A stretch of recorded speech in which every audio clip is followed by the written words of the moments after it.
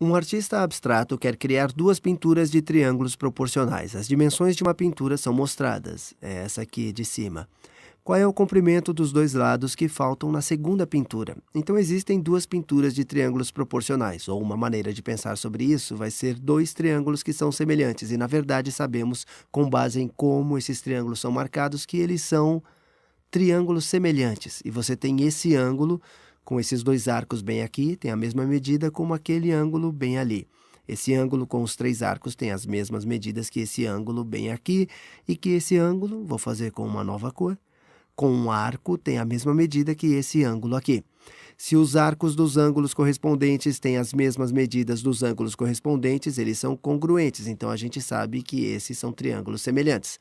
A outra coisa que eu quero falar sobre triângulos semelhantes, ou se você sabe que dois triângulos são semelhantes, isso significa que a razão entre os lados correspondentes vai ser a mesma.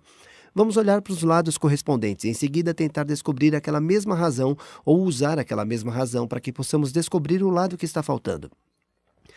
A primeira coisa, se olhar para o lado que está do lado oposto desse ângulo azul, este lado XY, de um ângulo de um arco, este vai corresponder ao lado oposto. Este é o oposto a este ângulo azul aqui, então o lado AB.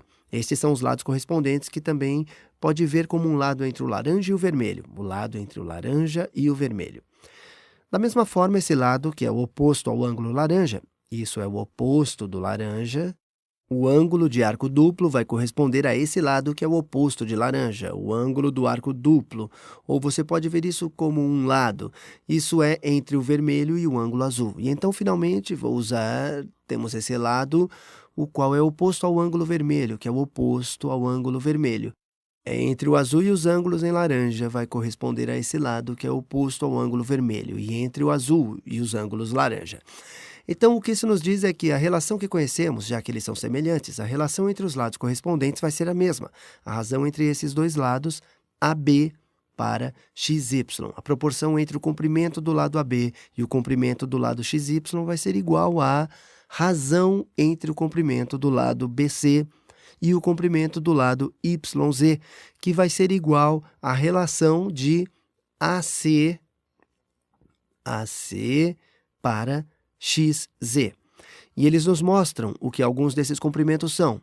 Nos mostram que AB é igual a 5, que XY é igual a 2 e que BC é igual a 9. E YZ é uma das coisas que vamos ter que resolver. Mas eles também nos mostram que AC é igual a 10, certo? Agora, eu não posso usar o vermelho. AC é igual a 10.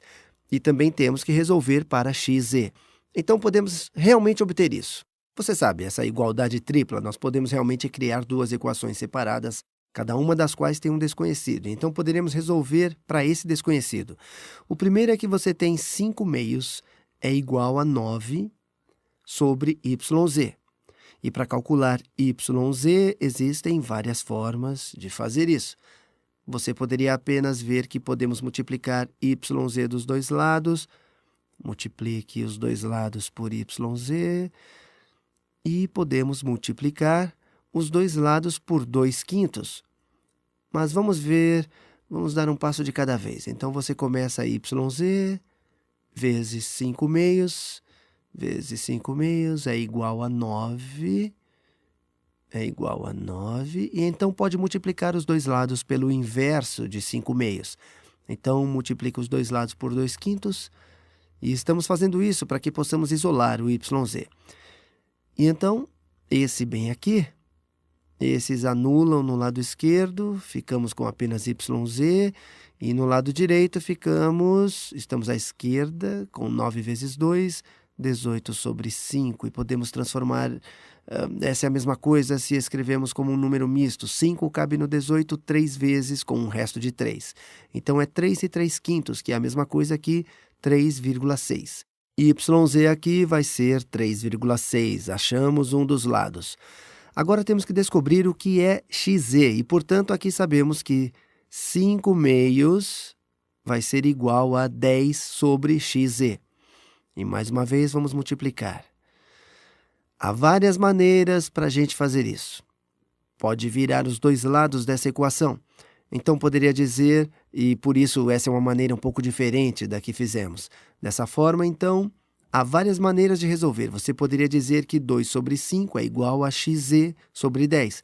Eu estou apenas tomando o inverso dos dois lados e depois multiplicando os dois lados dessa equação por 10. Então, você tem que xz é igual a 10 vezes 2. É 20 dividido por 5, isso vai ser 4. E xz termina sendo 4. E estamos fazendo o desenho pequeno com as dimensões 2, 3,6 e 4.